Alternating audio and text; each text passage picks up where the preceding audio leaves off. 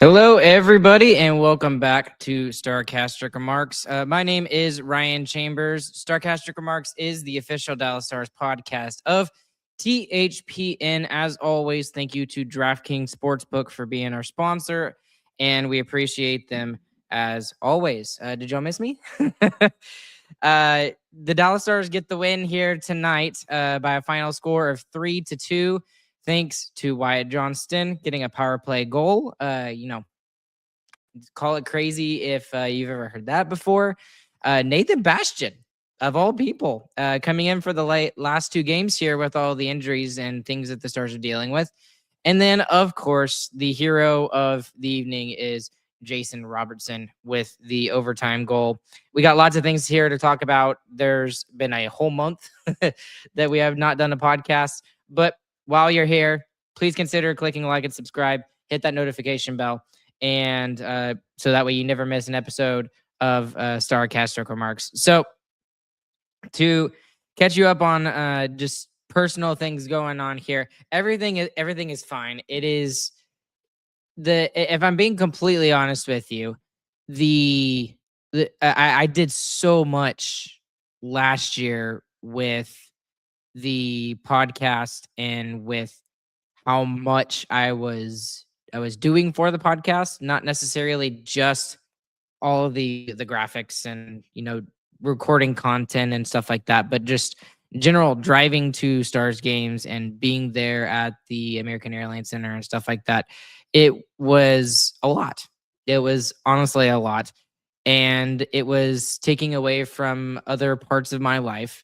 And I needed to focus on that a little bit. So, and then the other thing is that just with James, he kind of has been working quite a bit, and that has been hard for him to kind of get away from work.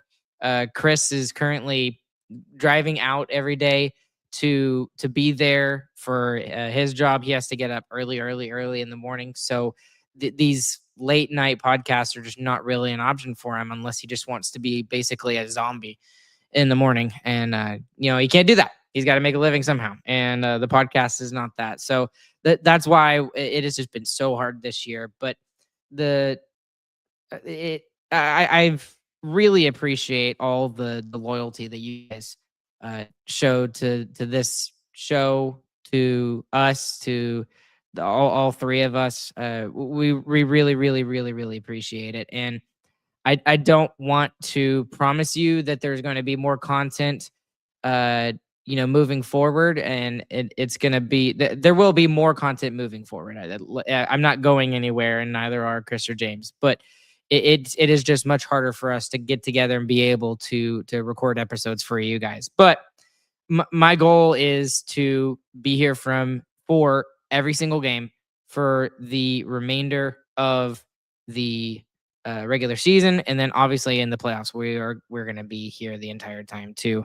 And that means much more content for you guys and much more work for me, but that I am perfectly okay with that. So let's take a look at this game here tonight. I was able to watch the first period and the first half, second period before my own E-League game in Richardson.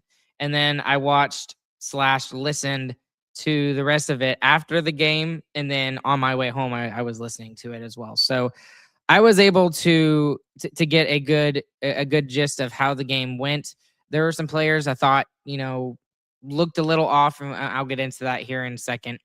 But there were a lot of the biggest thing for me, I think, is with all of these injuries and with all of these things that the Stars are dealing with to key players on the forward side, it's absolutely fantastic to see Wyatt Johnston, Matt Duchene, and Jason Robertson just going out there and kind of leading the charge, especially. And not that they needed to pick up the slack or anything, because especially Wyjo and Robo, they've just been absolutely ridiculous. But they've continued on that pace. And I mean, for example, Wyatt Johnston, he's got 16 shot attempts, maybe plus, I think even more now, considering what he's done for the Stars this year is ridiculous. And he's realized that he has to kind of pick up the slack a little bit. And then you see players like Nathan Bastian just haven't really played consistently the entire season, scores probably the biggest goal of these last 2 games here with tying the game up. And I mean, you could say he is the reason why the Stars get 2 points in the standings here tonight. And those 2 points could be the difference between second or third in the Central Division, which is huge, which means we would get home ice advantage. So, okay. The final score here tonight, again, like I said, was 3-2 in overtime. And it didn't look great right off of the bat, to be honest with you. And watching the first period, I think I was listening to, I think it was goalie. Goalie said, I really hate our first period. And I agreed with him. I really just thought that, and I put this out on Twitter after the first period ended. I just thought that Saros kind of out goaltended Oettinger in the first period. And that was the huge difference, is the Stars didn't get goaltending when they kind of needed it. And the Predators did. And that was the difference in the first period. I thought both teams played very, very well. And I thought we deserved a little bit better. But one of the biggest takeaways from this team as well, and this is another thing that goalie kind of mentioned, and I think it was even mentioned by Razor a little bit too, but it was that this team doesn't seem to panic anymore. I mean, at the beginning of the season, it didn't seem like the Stars were ever able to get back into a fight. It seemed like that if they were just going to be down, they were going to be down, or it was going to be it. For a stretch, they were able to make some comebacks and stuff like that. But then they're down 2-0. Oettinger, I don't want to blame him for either one of those shots that went in, especially the second one, because that was just a horrendous turnover. But you kind of do want to save on one of those things because I don't know. That's just what I felt like. And I'm not sitting here trying to blame Oettinger, but at the same time, it's like, you kind of want to save on one of those two things. But the Preds came out aggressive, and they were structured, and they were physical. And one of the things I got to give some credit to is the Predators here tonight. They don't look like a team that's missing the playoffs, and they very sneakily kind of have come out of nowhere and just kind of are lurking under the depths of the ice. And it looks like they might actually be able to grab one of those playoff spots because of how mediocre and how terrible the Pacific Division is. So, I mean, I could see the Predators making the playoffs. I mean, they're what? Probably should have looked this up before we started, but if I remember correctly, they were only 4 points out of the playoffs before the game started here tonight. So I guess, does that mean they're only 3? I need to double check that and make sure that I'm not wrong there. Yeah, they're only 3 points out of the playoffs, and now they have a terrible goal differential, but no one's looking at that. No one cares. You're just looking at the points. So, yeah, I mean, the Sharks have got a couple of games in hand on them, but there could be an instance where we see 5 teams from the Central Division make the playoffs. That's crazy to think that after how some of these teams started, especially Nashville. I thought Nashville was towards the bottom, but it is. Regardless, they deserve a lot of credit with how they played here tonight. The puck management of Dallas was a little loose early on. That was one thing I also noticed. The Nashville goals, they were just defensive coverage breakdowns. There's very simple breakdowns that could be contributed to, it's only the second game after the break or whatever, but those do need to be fixed, especially that second one. That second one, I think it was Benn. Maybe it was Jamie Benn with the turnover in the neutral zone. Like, you can't do that. But despite all of that in the first period, there wasn't any spiraling. They weren't taking bad penalties. I thought some of the penalties were kind of ticky-tacky tonight, and they weren't unraveling emotionally. They were physically engaged in the game. Earlier in the season, maybe this kind of snowballs, and they might have done that. But now they actually had some pushback, and we saw that later on in the second period, and this is I've been talking a lot about turning points this season on the podcast, is just like turning points in the game, things that completely changed the dynamic of the game. And Wyatt Johnston's power play goal here tonight, I think, completely changed everything. That was the moment in the game when he converted on his power play and got Dallas on the board, and then there was momentum shift for the Stars the rest of the way. It seemed like they just started to skate a little bit more. They were back checking a little bit more. The defensemen were kind of getting a little bit more involved. We saw Esa Lindell in the third period up the ice trying to create some space so that the guy behind him could take a shot. Wyatt Johnston's impact on this team cannot be underestimated right now. And even though surely their opponents are circling his number on their chalkboards, their dry erase boards, their iPads, whatever they use, he is still able to make an impact on the game. And his growth this season has just been absolutely ridiculous. Obviously, everyone's going to talk about his 20th power play goal, and he's only about 2 or 3 away, I think, from setting the franchise record. He is the Dallas Stars record holder now, and he did that with 19, but he does not have the franchise record, so that includes the Minnesota North Stars days. But I really think that Johnston is becoming one of those guys. When we need something, he's going to be one of those guys that delivers. And I think that is going to be a huge difference maker when the playoffs come around.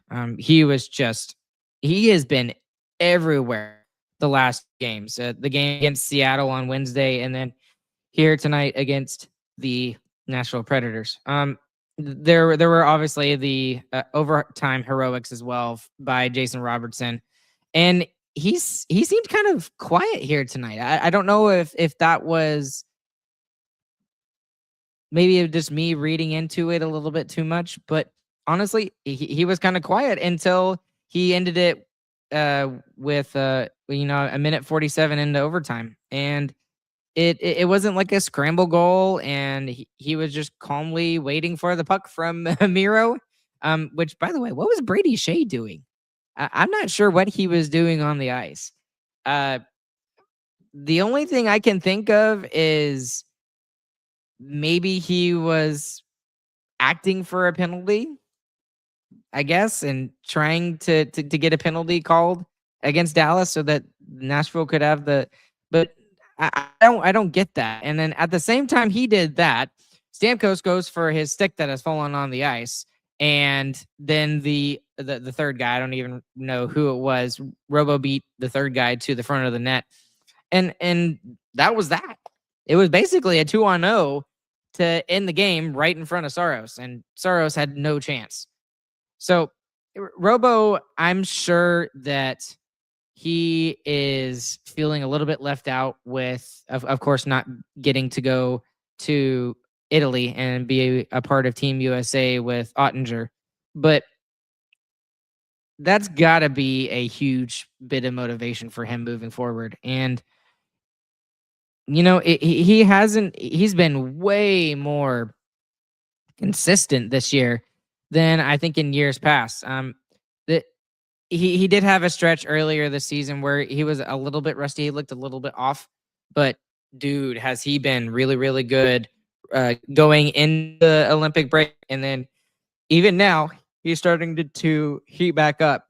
And I think this is the perfect time for him to do that. So, and right now he is absolutely one of the guys that I trust most on 3-on-3 and also in the shootout, I guess I should say. Okay. So I think the one that a lot of people are talking about, and yeah, there's already some comments over here. You guys are nuts, by the way, being up here with me at 1:00 in the morning. Y'all really just must not sleep. I get it. I'm right there with you. Natalie saying Otter looked rusty, not off. I agree. He looked rusty in the first period, and there were numerous comments made by social media and also the broadcasters about that. I didn't think Otter would be too rusty. He didn't play, but every USA practice is shot from the gold medalist best in the world forwards. Okay, sorry, I probably read that really weird, but and I agree with you, Natalie. Practice versus game action is different, though. And what uh, let's look at this from Oettinger's perspective too, because how do I put this the right way? He had the absolute how do I put this the right way? There's really not a good way to put this. He's at the biggest disadvantage coming out of the Olympic break. And here's what I mean by that is yes, he got to go to the Olympics and yes, he got to experience all of the stuff that he did. And it's really cool. He has a gold medal to his name. He didn't get into a single game, didn't see any game action. He was basically forced to sit, and I think he was on the bench maybe once. I think as the backup to Hellebuck, and I'm not saying he should have played in front of Hellebuck. I didn't think that was going to happen, but he didn't get to go on vacation. He was I'm assuming he was away from his family at that point. So I don't see why he would have his wife and young child over there in Italy with him, but maybe they were there.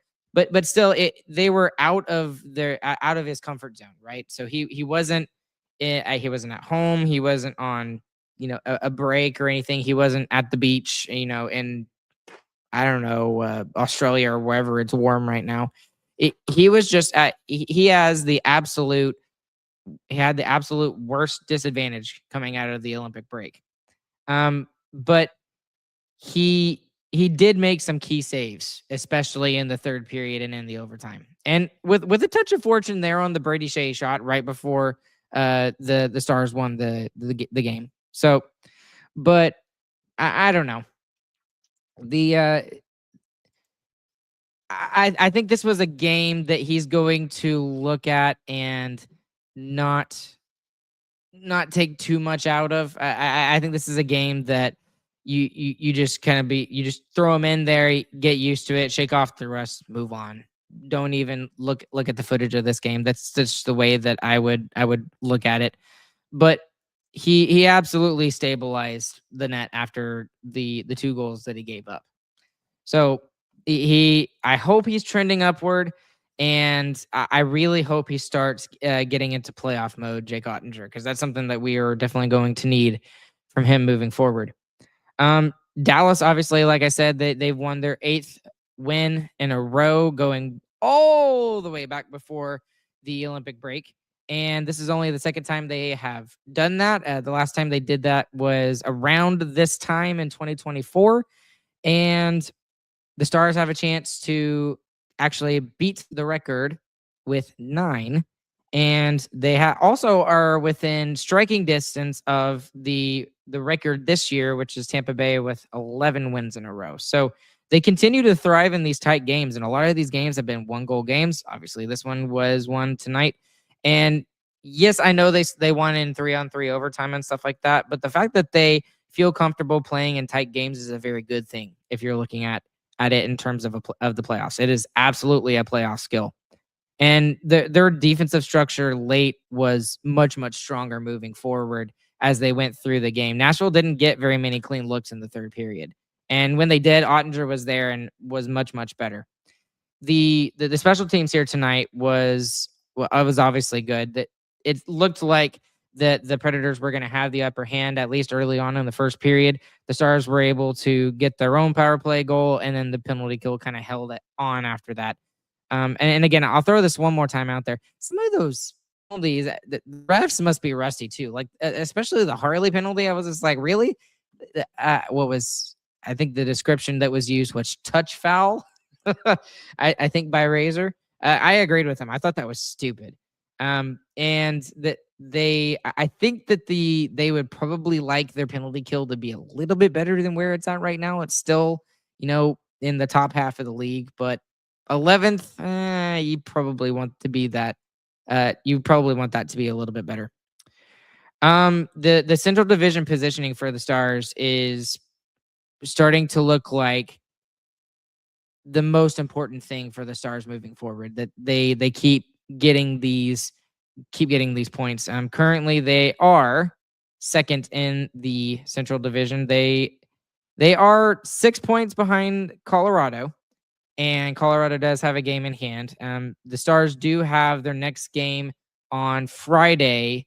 Is against the Colorado Avalanche. That is what they call a 4-point game in quotations. It's not really a 4-point game, but that is a game that the Stars are going to have to use as a measuring stick next week when they welcome Colorado back to Dallas. The the the positioning for the Stars right now, they've got to have home ice. I feel like the idea of Quinn Hughes and Brock Faber just absolutely terrifies me. It really does. And, good for Minnesota to go out there and take a swing and stuff like that. I don't know how I feel about going into Minnesota and Minnesota having home ice advantage. That I don't know how I feel about it right now. Yeah, I'm not feeling confident about it, but I'm also not, super worried and super scared. I don't like the idea of doing this. So that I really hope that they continue banking points against these division opponents. It's very important right now. These tight games now are going to have home ice implications. It's just gonna. The Stars seem to be kind of rounding into their playoff identity as well. They are starting to get that comeback ability going through. They've got some structured third periods that we've seen. Their best players, even though they have a lot of their best players out and not in the lineup right now, like Radek Faksa. Sorry, I had to say that because Chris is not here. But Wyatt Johnston, Robo, Miro taking advantage and really making sure that they are the best players on the ice, and those top end guys are finishing games.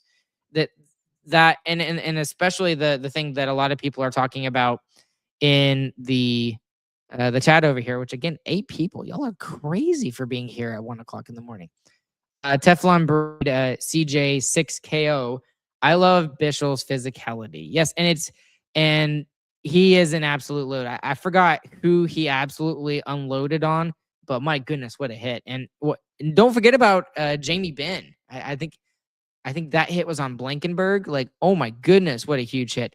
And it's not just those guys that are getting involved. It seems like everybody is getting involved in the nastiness of the game. We saw Harley kind of getting into a little bit of a skirmish right over by the benches as people were trying to change. We've seen Blackwell get into with a couple of big hits. Oh, thank you, Nate. It was Michael Bunting. Michael Bunting was the one that Liam Bichsel basically absolutely destroyed into the Bermuda Triangle. And where was I going? Oh, Adam Erne. That needs it. He's one of those guys that, looking back, I'm going to be so happy that he made the roster. And nobody had him on the roster. I think he was a professional tryout. Dude, the guy has been so good. And he just brings an element to the game that when he's in, he plays a certain style, and he's not afraid to back down on the physicality aspect. I mean, Robertson has shown for the last couple of years that he's a bigger body than people tend to remember him as. So I'm very, very, very, very excited to see the physicality moving forward from this team. The slow starts. There were a couple of people that were talking about this. The slow starts from this team are concerning, but as long as they are able to turn around and get back into these games and come back and win these games, that's great. I would prefer not to win that way. And I'm not saying I want to dominate games. They endured tonight, but they have. They've got to show that they've got some of this killer instinct, and that they got to show the rest of the league that they still really are a playoff contender. I think that's where they need to kind of get in there and show who they truly are. and really make sure that they understand that they are the better team and that they can and could win the Stanley Cup this year. Yeah, I'm trying to remember if there's anything I'm not remembering. Obviously there are a lot of things that I want to get into that are off the ice right now. We still need to kind of break down the Olympics and discuss everything there, but trying to think. No, I think that's it. I think that's it in terms of the game. If I didn't remember anything, y'all put it down into the chat and I will talk about that. Oh, did I miss something? Oh, Nate, I'm so sorry. Thank you so much, Nate, for the $5 super chat. Now I feel like a complete jerk. I am so sorry. Like 1990 Sting, Ryan descends from the rafters to surprise us all. Yes. At 12:30 at night. Yes, it was when I started this. I am so sorry, Nate. Thank you for the super chat as always. Really appreciate you. Let's talk about this with the trade deadline coming up, and then we can kind of wrap this thing up here for we can all go to sleep. Again, y'all are nuts for being here. So especially with the news, obviously the biggest news, and it kind of goes off into a couple of different tangents. So stay with me here for a second. But the big news here from today and the last couple of days is that Tyler Seguin is officially a no-go for the rest of the regular season and the playoffs. They have filed paperwork, according to Elliot Friedman, that he is officially just injured beyond belief right now and will not be returning this season. That's really unfortunate for Tyler Seguin. I understand the reasoning behind it. There's lots of reasons why. For him personally, if he wants to elongate his career and try to make sure that he is stronger when he comes back and he's not as injury prone next season, he's got to take care of his body. And not that he wasn't doing it beforehand, but he just got to do something extra to make sure that he tries and avoid these nasty injuries that he's been having. It's just so unfortunate for him, and the Stars are really going to miss him. And I again, it's a very obvious connection, but I don't think it's a coincidence that they decide this, a week, 6 days, I guess, 6 days before the trade deadline.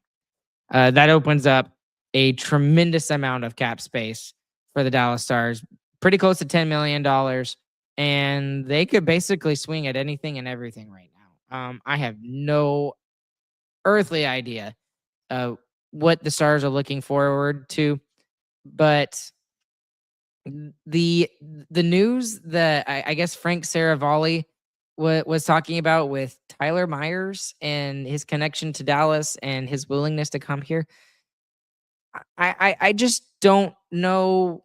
Not that I don't like the idea. I mean, would I want Tyler Myers on my team on a third pairing? Yeah, sure. Why not?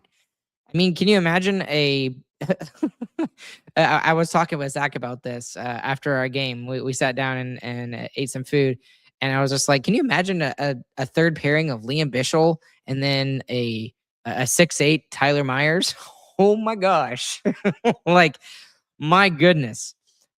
He is on an expiring deal, so in that way, it makes some sense. I don't know how much it would cost for the Stars to get him down here.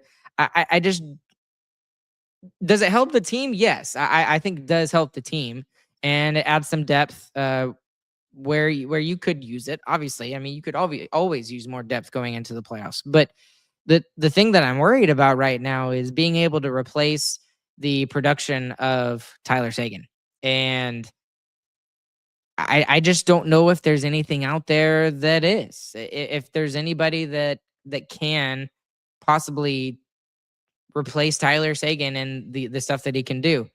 My brother Zach and I, we were going through all sorts of different names and everything, and it nothing really out there makes any sense. And the idea of, and we'll bring up Nate's comment here too, also because I feel bad because I missed your super chat, Nate. Thoughts on Jim Nill report of no term players as targets. I get it. I get it because you don't want to harm the relationship that you have with Jason Robertson. And what I mean by that is if you go out and you get a guy who is very expensive for what he does, like, Nazem Kadri, and he's still got like what, 4 or 5 years left on his deal at $7 million. He's not going to keep up the production that he had last year. He's already gone way, way below what he had 2 years ago this year. He's just not the same guy. I mean, could he be a top 6 forward? Yeah, but that's just not. You should not be willing to gamble with a Robertson contract in order to try and win a Stanley Cup right now. Like, Robertson needs to be a priority. Like, what I don't want to see with Robertson is what happened, like, for example, with Bo Horvat in Vancouver. Like, they went out and got JT Miller, signed JT Miller to a big contract. Also, Elias Pettersson got his big contract too. And there was no money left for Bo Horvat. And he said, "What the heck, man?" And he said, "Trade me." And he is absolutely thriving it with the Islanders right now. That's what I don't want to see for the Dallas Stars and for Jason Robertson. I would absolutely hate for him to be in a different colored jersey than Victory Green. I just can't see that, and it's just not worth it to me. So I agree with Jim Nill. The only time you do that and put yourself into a bind like that is if you have the ability to get a game changer like a Mikko Rantanen. And to Jim Nill's credit, he did exactly that. He had the ability to go out and get a game changer in him with basically not giving up very much in terms of roster players. Obviously, he didn't want to part with Logan Stankoven, and I mean, Logan Stankoven's one of my favorite players. But you give up one roster player for Mikko Rantanen, who was absolutely crucial and vital in that win over the Colorado Avalanche. Like, in the playoffs, like, that was just for that one trade alone. That was huge. That was huge. So unless it's something like that where they can go out and trade for Quinn Hughes or, trade for Sidney Crosby or something like that, sure. Obviously, you go out and you trade for something like that. But the reality is there's not anything out there like that. Like, there's not even anything percolating in the background noise. Now, in terms of available players, I mean, obviously the one that I mentioned, and I talked about Ritzkovian on X today. I would love to see Blake Coleman on a line with Justin Ritzkovian. Like, that would be so much fun. I see so many similarities between the two guys.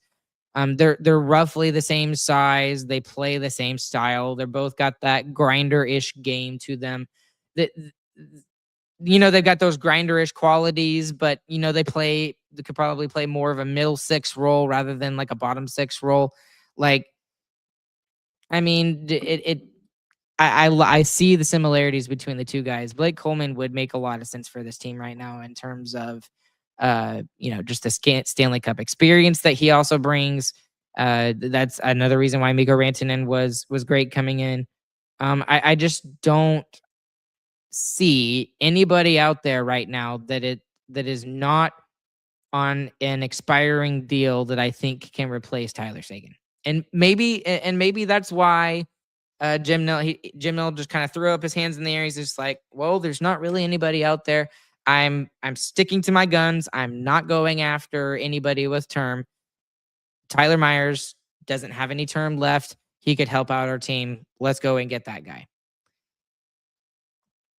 But the only one that, again, Zach and I talked about this. The only one that makes it's not even interesting. It's not even realistic. That might make some sense. As I know this is going to be crazy, and some of y'all are going to think I'm nuts. But what about Patrik Laine in Montreal? If I'm Kent Hughes, the general manager of the Montreal Canadiens, and I just saw that Jim Nill put Tyler Seguin on LTIR for the rest of the season and the playoffs, that's a guy I could be sending Patrik Laine to for basically nothing. And the thing is if I see like even then I just don't. He's played 5 games this year, and he was supposed to go to the Olympics, and he didn't because he was injured. He just seems to be perpetually injured for like the last 3 years. And I was thinking like, oh, he's probably like in his, mid 30s or something like that. No, the guy's 27.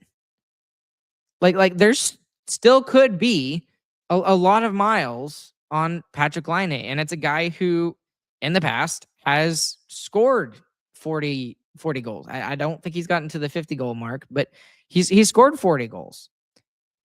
The question and the biggest thing about that is he is on an expiring deal. You would be doing a favor for the Montreal Canadiens, yes, and then they could go out and, also go do some things with their open cap space if they did that.